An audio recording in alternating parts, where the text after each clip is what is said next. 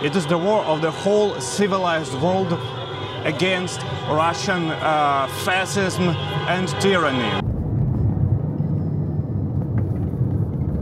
A lot of my friends and my acquaintances, they really were killed by Russian soldiers. Takže tady vidíme pomník za oběti z Buči.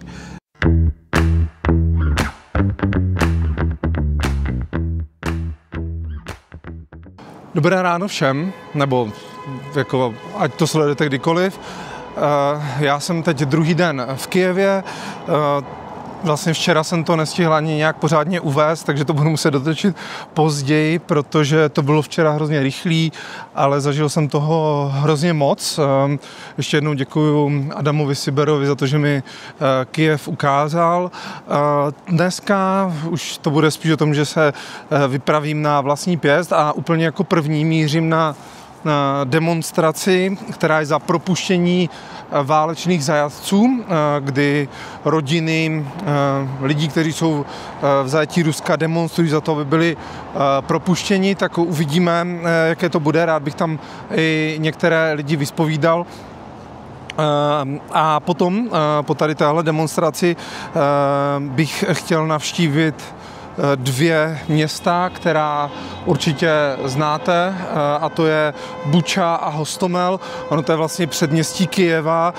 Tam se tehdy ukázalo, jaké zvěrstva prováděla ruská armáda, když tyhle místa byly na několik dní, týdnů v jejím držení, a teďka už je to prý celé opravené, ale stejně bude zajímavý se tam podívat, takže to bych dneska chtěl zvládnout, tak uvidíme, na co se všechno povede.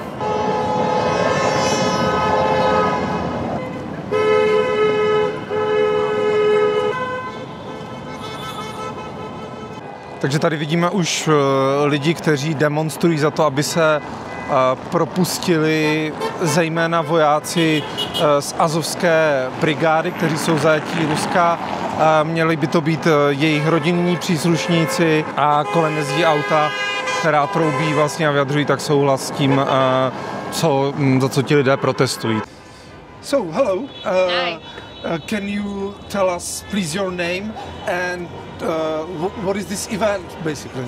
I'm Tanya. We're right now in the very heart of Kyiv, and every Sunday at noon there's protest and demonstration for release of prisoners of war, particularly Azov-style defenders. It's been happening here for a while, and people gather, relatives, friends, strangers. They come together here to remember and to be the voice of those who cannot speak for themselves. And why are you here? Do you know someone from Azov, or is it just to show solidarity with them? Fortunately, I don't have any relatives or friends who are now in captivity, but I do know people who do have their relatives, and I also had a friend who used to be in captivity and was now released.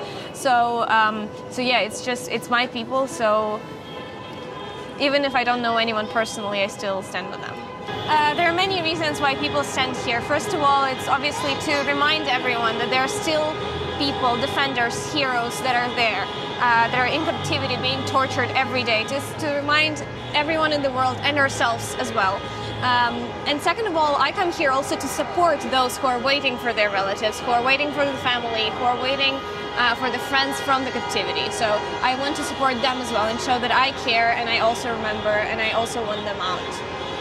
And last question, if this video reaches other people in other parts of Europe, what would you like to say to them? What should they know? I just hope they remember just as much as we do and get out in the streets and also stand. We might stand for different causes and go for different protests, and being in different countries, maybe even on different continents, with different political views, anything. But there's one thing that unites us all. We can get out in the streets and say what we want to say, and prisoners of war can't. So we stand for them and be their voice as well.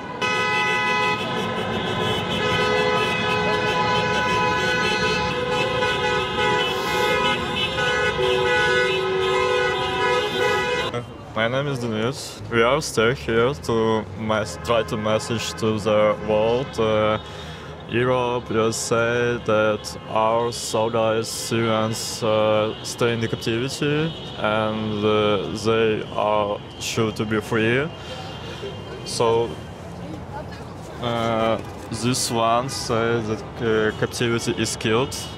So it's important, it should be kept in mind, and all the world should do something to free our peoples. I'm Ukrainian and I'm protest on the streets of Kyiv because of Azov defenses, and all world should know that they are in Russian captivity, and we must do everything we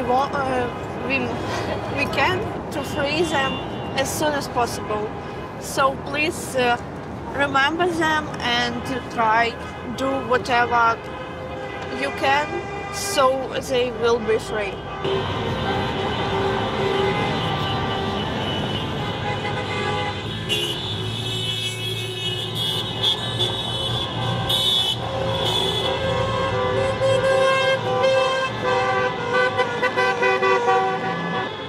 Is this your first demonstration, first protest?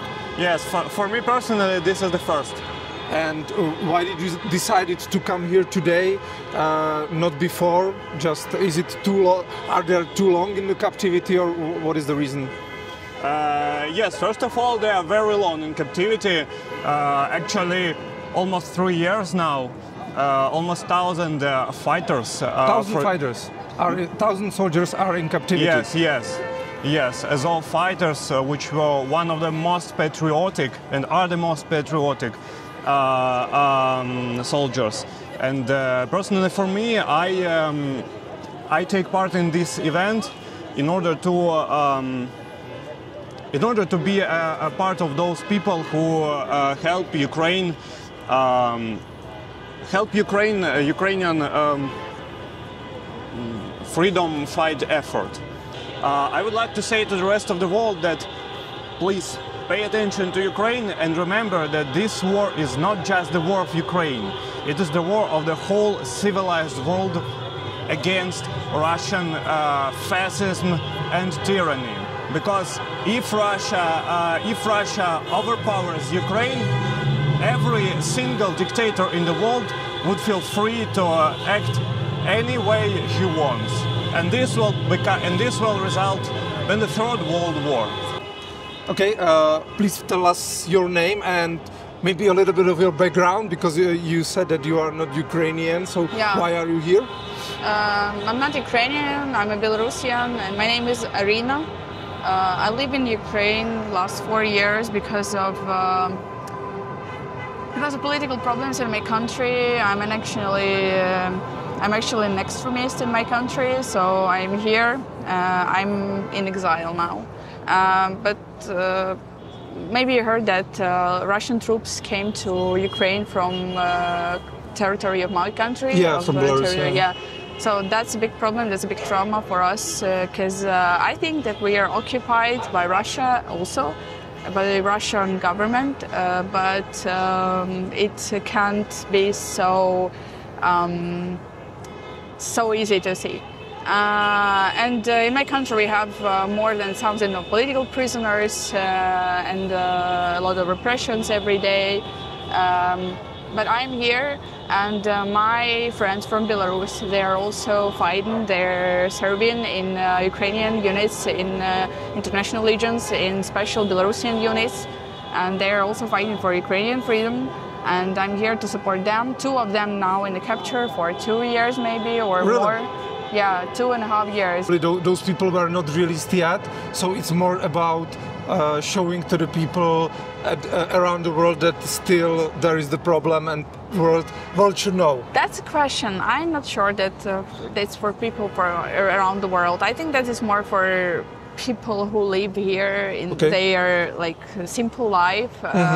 It's a possibility to remind them that we are alive thanks to our warriors, and then we can, just drink our cup orange or something like espresso tonic, just thanks to people who are now in captivity in really terrifying conditions. As I'm Belarusian, as I know for the last 30 and more years our political prisoners in such terrifying conditions, and they're tortured every day.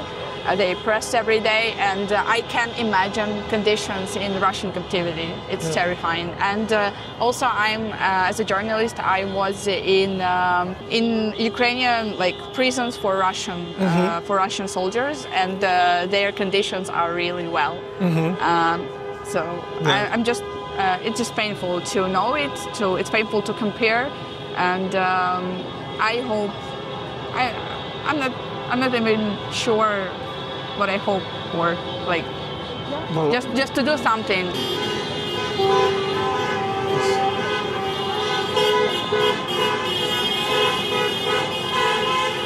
Because what I'm trying to say, maybe that it's unlikely that Putin or someone else will see this demonstration and will release the prisoners, or do you think that might happen as well?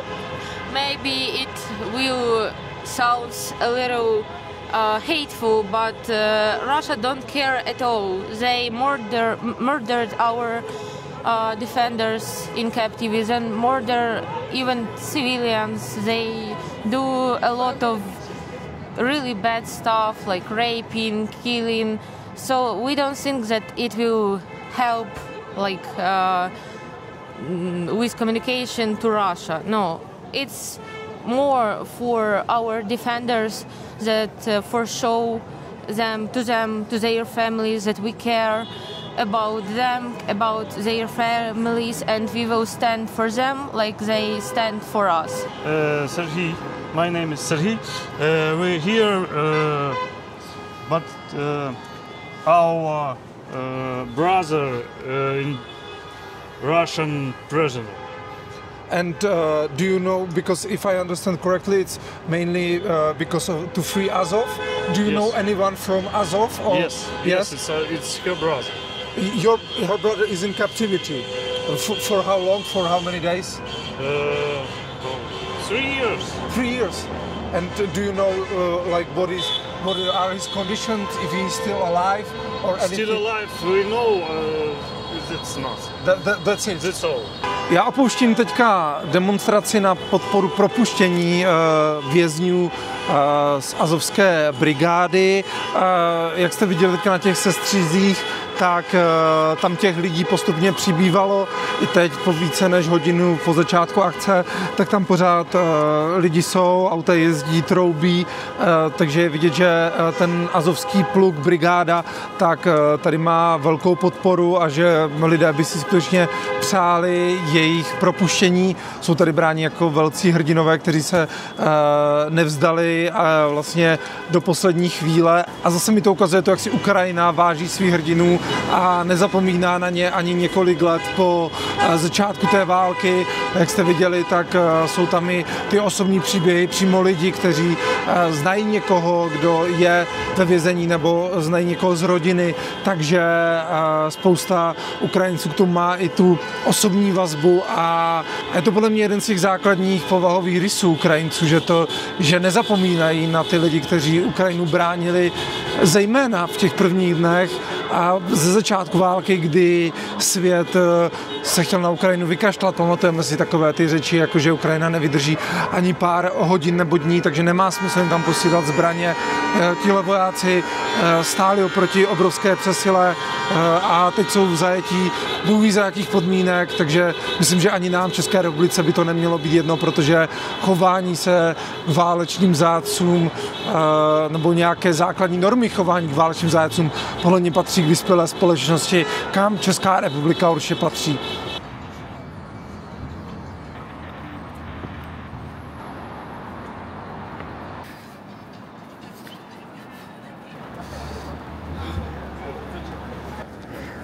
Teď mířím na místo, které určitě všichni budete podle jména znát. Je to totiž náměstí Nezávislosti neboli Majdan a právě tady na tomto náměstí v roce 2014 Ukrajinci jasně deklarovali, že nechtějí patřit do té vlivové sféry Ruska a mají zájem patřit na západ. Bohužel tady tehdy více než 100 lidí zemřelo.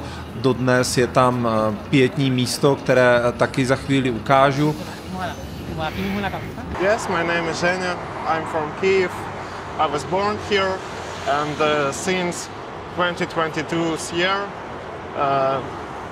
It's really difficult to live here, especially during some alerts, but we are trying our best. It would be really great if as much more people as it's possible would interest politics. Yeah. Because even on social media, it's really rare to find people who understand the whole picture of our situation, and not just some piece of propaganda.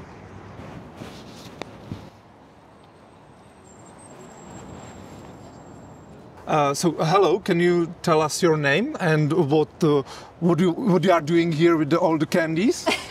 My name is Jana, and I sell candies, and we, as some part of our sales, send to our militaries, so we support them. Yeah. And how old are you, if I may ask? 16 years. You are 16? Yeah. And I'm a student. And how often do you sell the lollipops here? On weekends. Yeah. On weekends? So when you are not in school, you are selling candies? Yeah, when I have free time.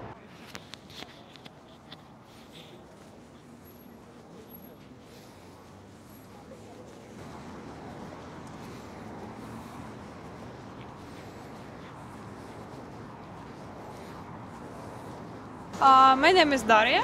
I'm from Chernihiv. My native city is Chernihiv, which is in the north, and I moved to Kyiv like 7 years ago.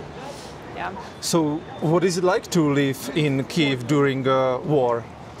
Oh, it's well, now I'm a bit used to it already, but the first year was quite volatile, I would say. There were some months when I was very anxious. There were a lot of air raids and so on, and every air raid, every night I was going to the shelter. But now, yeah, it's still so, but I'm used to it already. What about the future? Do you see yourself living in Ukraine, or maybe because it would be maybe easier for you to live somewhere else, right? No, I'm not going to move anywhere. I thought about that, but I feel like my place is here. What do you think is the most important message that everybody should hear?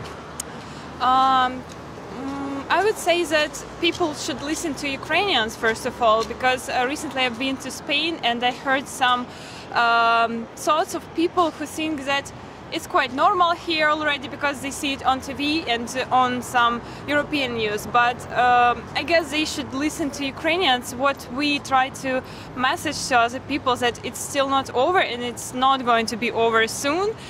So not to forget about that.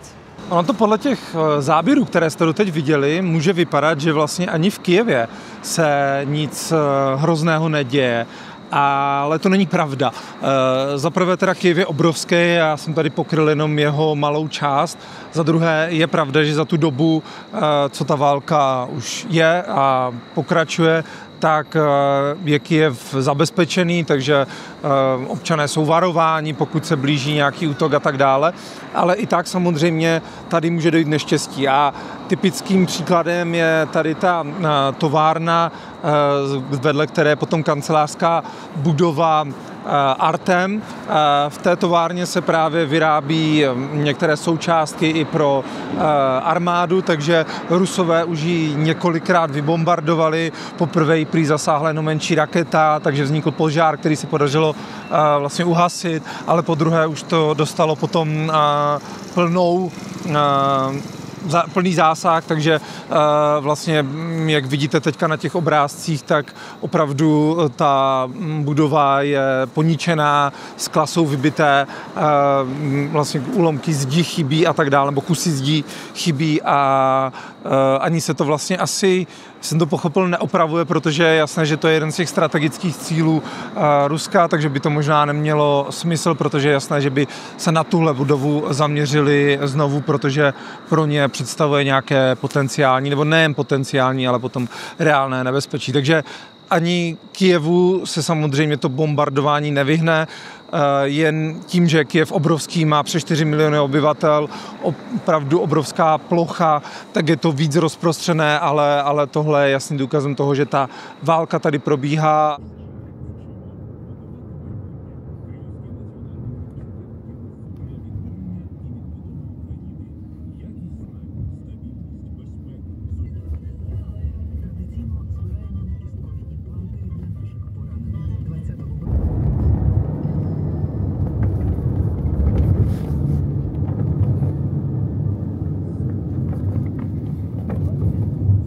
Dneska je můj poslední den na Ukrajině, zítra odjíždím a rozhodl jsem se vydat do Buči, i přesto, že mi vlastně spousta lidí říkala, že už to nemá úplně cenu, ale neměl jsem úplně jakoby co jiného na práci a ona fakt jako Buča je kousek od Kyjeva, je to vlastně předměstí Kyjeva a určitě si vzpomenete, že to bylo právě tady, kde jsme všichni zažívali takový ten možná první velký šok z války, kdy se odkryly masové hroby a ukázalo se, čeho všeho byli Rusové schopní za ten vlastně necelý měsíc, co tady byli, tak co byli schopni za zvěrstva udělat. Ono už to vlastně 3 roky od té doby a proto tady už neuvidíme rozbombardované cesty, zničené baráky, spoustu věcí opravených, ale je tady například pomník těm civilistům, kteří tady umřeli a další věci a samozřejmě bych se chtěl zeptat lidí, jak se jim tu teď žije, proč se rozhodli vrátit a jak to celé prožívali. Takže věřím, že to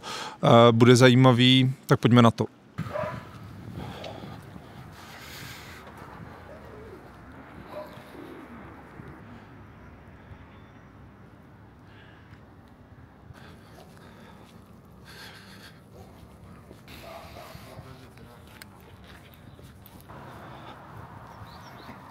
Hello. Hello. So we are here in Bucha. Can you tell us what is like the life nowadays here? How do you live? And if you were here when the war started? When the war started, I left Bucha, luckily. I lived some time in my parents in the West Ukraine, but I have decided to come back because this is my home. This is the place I work, the place I live. This is the place where my husband live and my children, they love this place. So we have decided to come back. Now the life is not like it was in 2022, for example, because it is difficult for me to explain the atmosphere. It was after the invasion of Russian soldiers. A lot of my friends and my acquaintances, they really were killed by Russian soldiers. My daughter, she had a classmate and unfortunately he was killed together with his family, his mom and his younger brother. This is really true, and you can see the monument near the church with all the names. You will see the dates of birth of that really small children, women. Now I'm trying to live together with my family, together with my children. I try to work. My children try to go to school, kindergarten, as it is possible, because still a lot of missiles and drones are flying over Ukraine. Very often we have air raid alarms. But what to do? We hope for a clear future. We hope the war would end as soon as it's possible. But peace should be,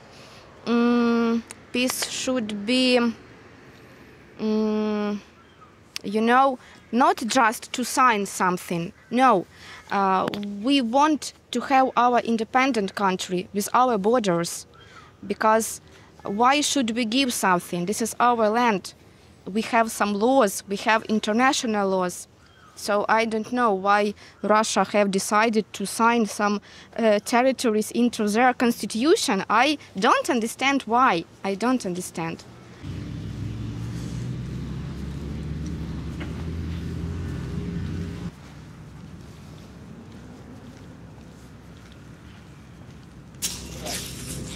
Sorry, can I go over there? Sorry. Takže tady vidíme pomník za oběti z Buči. Mělo by tady být celkem 501 jmen, což jsou vlastně všichni civilisté, kteří byli zavražděni ruskými okupanty během března 2022. Oni vlastně Buču drželi skoro celý měsíc a za tu dobu tady stihli napáchat neskutečná zvěrstva. Jak vidíte tady okolo, tak tady se poměrně hodně pracuje, protože není asi divu, že se snaží co nejdřív Ukrajina, město a všichni další uvést Buču do původního stavu. Mimochodem právě tady na území u kostela tak byl nalezen jeden z těch masových hrobů, kde bylo více než 100 těl, takže přiznám se, že nevím přesně, kde to bylo, ale prostě někde tady v okolí, kde teď stojím já. Takže památník se jmény všech lidí, kteří tady ztratili život, byli to všichni civilisté, byly mezi nimi ženy, děti, mladí, staří, někteří měli dokonce ruce svázané za zády, to znamená byli mučeni a proto bychom neměli zapomínat na to, co se v Buče stalo, i když to tady teďka možná vypadá už vlastně jako v normální vesnici.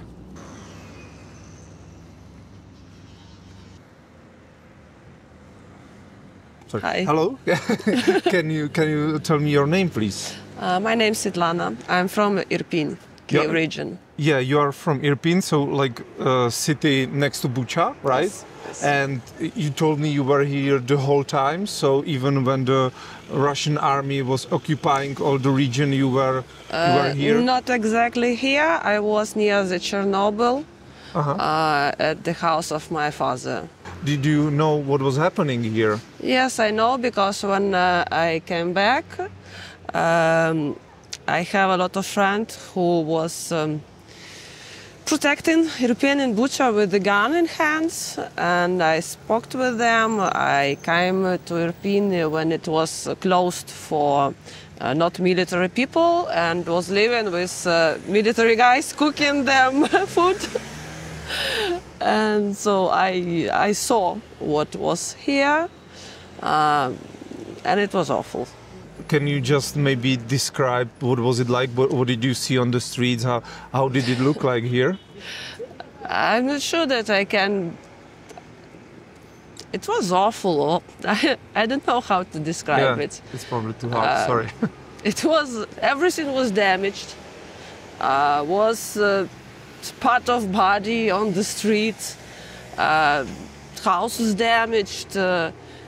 Some dogs and cat with crazy eyes walking on the street, and nobody around. And it's that's it. Were you even thinking that you will not come back, that you would like to live somewhere else because it's too hard to come to this place where all the awful things happened? I didn't think about going somewhere, because here's my home, here my friend, here my husband, here's everything what I love, and if everybody leave Ukraine, who will stay? Who will? For what will our military fight if nobody here? Some friends are dead already. Some of your friends died during the... Yes. Okay, that's awful. And maybe is the situation like same in Bucha, in Irpin? There were like damaged similarly, or was Bucha really the worst part? You know, in Bucha was more damaged people. Here was more people killed. Yes. In Irpin was damaged more infrastructure and buildings. It was about 80% damaged of everything. There was no any normal houses without some ruination. What now? What do you think? How the war should end? Are you for peace as soon as possible, even if it means, for example? Yes, no matter what, I'm for the peace as soon as possible, because it cannot go in anymore. There are no people who fight. Ukrainian people are ending now. No man who can fight. How can we stand? Yeah. So even if it means like losing Donetsk and For Luhansk? sometimes, yes. So it must be so. If we don't stop this war, there will not be anybody here.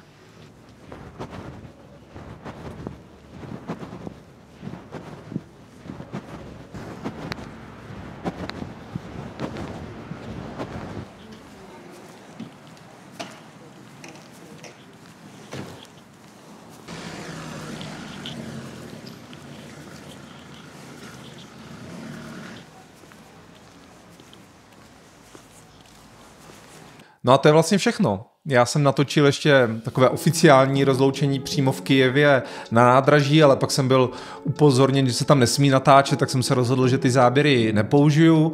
Čekala mě potom už jenom cesta vlakem domů, která teda trvala asi 24 hodin, což bylo poměrně náročné, ale nic, co by se nedalo zvládnout a určitě to stálo za to. Já doufám, že vás to bavilo, že ten můj pokus o nějakou reportáž nebo dokument vám trochu rozšířil obzory, nebo jste se dozvěděli něco nového. Na mě Ukrajina působila velmi milé, musím říct, že hlavně Ukrajinci se ke mně chovali velmi hezky a bylo na nich vidět, že jsou moc rádi, že se někdo zajímá o to, co se tam děje. Takže díky moc, pokud jste tu sérii sledovali celou a podporujme Ukrajinu, myslím si, že si to zaslouží a nemůžu se rozloučit jinak než slovy Sláva Ukrajině.